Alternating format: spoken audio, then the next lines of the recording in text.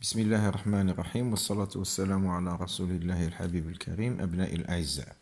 Aujourd'hui, nous allons entamer une nouvelle leçon, la leçon la plus déterminante dans votre programme. Et comme d'habitude, on ne va pas commencer directement par les maths, mais on va commencer plutôt par un exemple concret. Vous savez très bien qu'on a toujours procédé comme tel. On présente un exemple concret et après on passe du concret vers l'abstrait. Bon, l'élément que nous allons donner comme exemple, c'est supposons qu'on a une personne qui commercialise un produit donné. Supposons que ce produit-là, c'est une partie, ou bien ça fait partie de la famille des céréales. Supposons que le blé. Supposons qu'on a une personne qui commercialise du blé. Cette personne-là, en exerçant ce métier, il va avoir en contrepartie, ou bien il va créer une contrepartie, il va créer une relation entre deux mondes, parce que en vendant son produit, en vendant le blé, supposons qu'on a ici le blé, en vendant le blé, il va recevoir en contrepartie de la monnaie. Donc, en exerçant ce métier-là, cet homme va créer une relation entre deux mondes, le monde du céréal et le monde monétaire. Très bien. Cette relation-là, afin qu'elle soit adéquate, il faut qu'elle soit en quelque sorte organisée par une méthode soi-disant mathématique, c'est-à-dire n'importe qui peut entamer cette relation à part le monsieur, en fixant par exemple un prix unitaire du kilo de blé. Supposons par exemple que 1 kg de blé correspond à 5 dirhams. Donc, si on a ici 1 kg, on va recevoir 5 dirhams. Si on a 2 kg, on va avoir ici 10. 3 va correspondre à 15. Si on veut généraliser ça, on dit que X kilos correspond à 5X.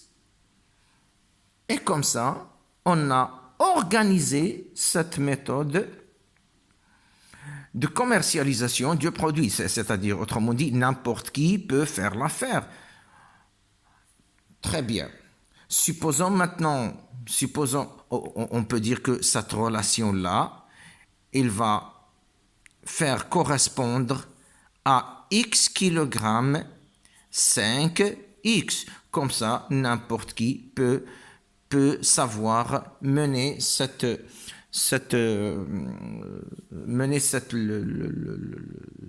commercialisation facilement. Supposons qu'on a X ici 15 kg, il va correspondre à 5 fois 15 dirhams. Très bien. Supposons maintenant qu'il y a une autre personne qui vient acheter une paire de lunettes.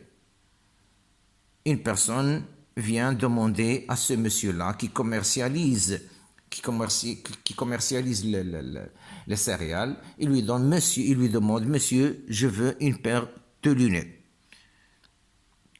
Que va être la réponse de ce monsieur-là?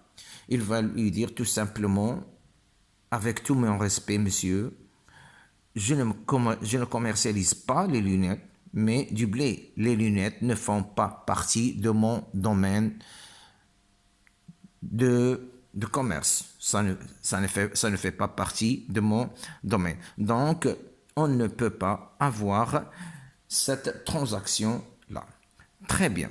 Je vais mettre fin à cet exemple pour passer du concret vers l'abstrait qui est les maths.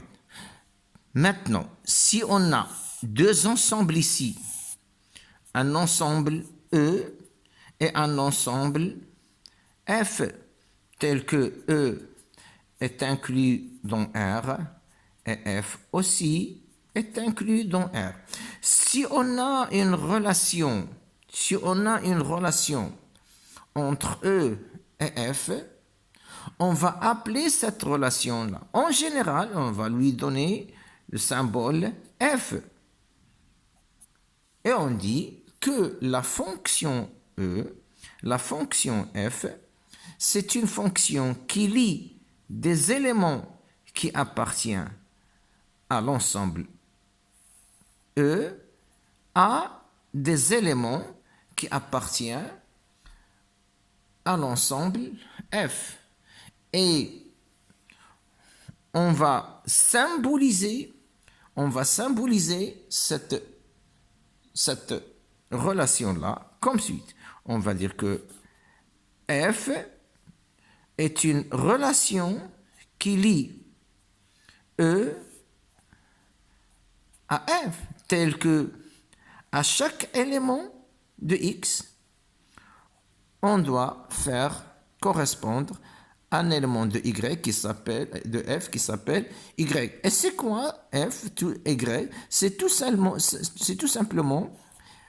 l'image de X. Revenons ici, nous remarquons que 5 est l'image de 1. 1 c'est quoi? C'est 1 kg de blé. Et 5 c'est quoi? C'est 5 dirhams. 5 dirhams n'a aucune relation au point de vue physique avec 1 kg de blé. 1 kg de blé, ce n'est pas 5 dirhams au point de vue physique. Mais 5, c'est l'image de 1 kg. Ce n'est pas 1 kg, mais c'est l'image de 1 kg. Donc, cette relation qui est F veut dire que l'image de X, c'est Y. Ça s'appelle F de X. F de X, c'est l'image de X. Attention, il faut toujours faire la différence entre F et F de X. F, c'est une relation, c'est la fonction. Par contre, F de X, c'est un élément de F, c'est-à-dire c'est ce Y-là. Quand on dit F de X, c'est un élément. Quand on dit F, c'est la relation. Très bien. Si vous avez compris ça, on va maintenant donner la définition tout simplement de la fonction, d'une fonction. On appelle fonction numérique maintenant, on va parler, il y a plusieurs types de fonctions. Dans le domaine vectoriel, on va parler des fonctions vectorielles et il y a d'autres fonctions. Mais pour le moment, à votre niveau, on va parler des fonctions numériques d'une variable réelle. On appelle fonction numérique d'une variable réelle toute fonction ou bien toute relation f dont l'ensemble de départ E est inclus dans R bien sûr et dans l'ensemble d'arrivée et f qui est aussi un ensemble des réels. Et on note f de E vers R, x a pour image f de x qui est égal à y. Très bien. Si vous avez compris ça, on va passer aux choses sérieuses maintenant.